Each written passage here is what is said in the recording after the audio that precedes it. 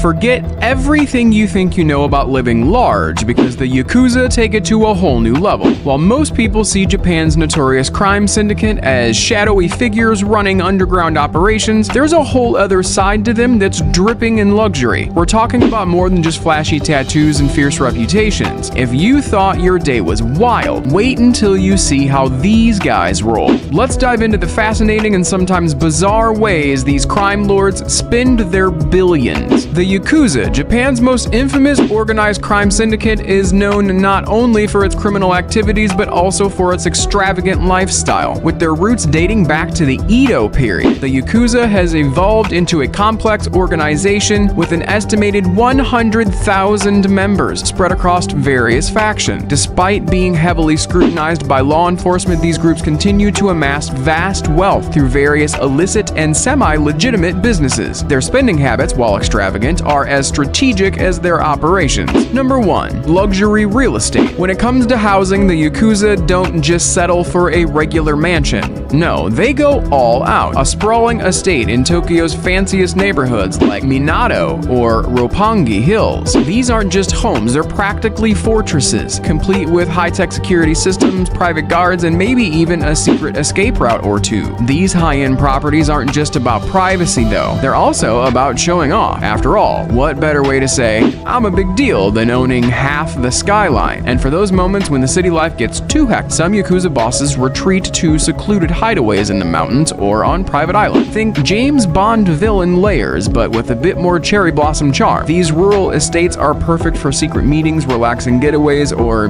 plotting your next big move without any pesky law enforcement getting in the way. Real estate is also a smart way to wash some of that dirty money clean. You buy a fancy place, maybe rent it out, and voila, you've got a legitimate income stream. Number 2. High-end vehicles. If you thought the Yakuza only spent big on houses, wait until you see their garages. These guys don't just drive cars, they collect them. We're talking about the latest Ferraris, Lamborghinis, Bentleys, and Rolls Royces. For them, every car is a chance to make a statement. But it's not all about looks. These vehicles often come with some serious upgrades. Bulletproof glass, reinforced panels, and hidden compartments for, let's call it, special cargo. These luxury rides are more than just transportation. They're a mobile status symbol. Cruising down Tokyo's streets in a custom-tuned supercar isn't just about getting from point A to B. It's about letting everyone know you've made it to the top. And for those Yakuza, every flashy car is a rolling advertisement for their power and success. Number 3. Fine dining and nightlife. Now, let's talk food. The Yakuza don't just eat, they dine. Imagine having a standing reservation at Tokyo's most exclusive sushi bars, where a single meal could cost as much as a small car. But these aren't just splurges on the best toro and sake. They're also business expenses. These high-end restaurants often have private rooms perfect for discussing deals, forging alliances, or just showing off to rivals. And when dinner's over, the night is still young. Yakuza members are regulars at Tokyo's top hostess clubs and private nightclubs, where they spend thousands of dollars in a single night on rare whiskey, champagne, and the company of charming hosts and hostesses. In these exclusive spots, business and pleasure mix seamlessly as deals are made over bottles of the finest liquor, and alliances are solidified in a haze of opulence and camaraderie. Number 4. Art and collectibles. The Yakuza has a surprisingly soft spot for the arts. Beyond their tough exteriors and underworld dealings, many members are avid collectors of rare art, ancient samurai swords, and traditional Japanese pottery. These collectibles aren't just cool to look at, they're smart investments that can be sold for a tidy profit down the line. Plus, owning a collection of priceless artifacts helps craft an image of the Yakuza as a modern-day samurai with a deep respect for culture and history. But it's not just about looking cultured. Art and collectibles also provide a slick way to launder money. Buying and selling high-value items through legitimate channels is a great way to turn that shady cash into something that can be safely deposited in a bank. And who doesn't want to impress their friends with a gallery full of priceless artwork while cleaning up their dirty money at the same time? Number 5. Fashion and accessories. In the Yakuza world, looking sharp isn't just about fashion, it's a power move. These guys are all about custom-made suits, often from Japan's top tailors, or even the legendary Savile Row in London. Their outfits are crafted to perfection, with every stitch screaming authority and precision. And the accessories? Think luxury watches like Patek Philippe or Rolex, custom designed with all sorts of hidden features, perhaps even some that could hold a small blade or other surprises. Yakuza members use their impeccable style to command respect and assert dominance, both within their ranks and in public. It's all about projecting an image of control, sophistication, sophistication and danger wrapped up in one sharply dressed packet. And hey, when you're negotiating deals worth millions, it doesn't hurt to look the part. Number 6. Gambling and nightlife. If there's one thing the Yakuza love more than power and luxury, it's the thrill of gambling. These guys are regulars in underground gambling dens, where the stakes are sky high and the games are intense. From mahjong to poker to baccarat. These aren't your average casino nights. These are epic battles of wits and nerves, where fortunes can be won or lost in a single hand. But here's the real deal. Many of these gambling dens are actually owned by the Yakuza themselves, so even when they lose big,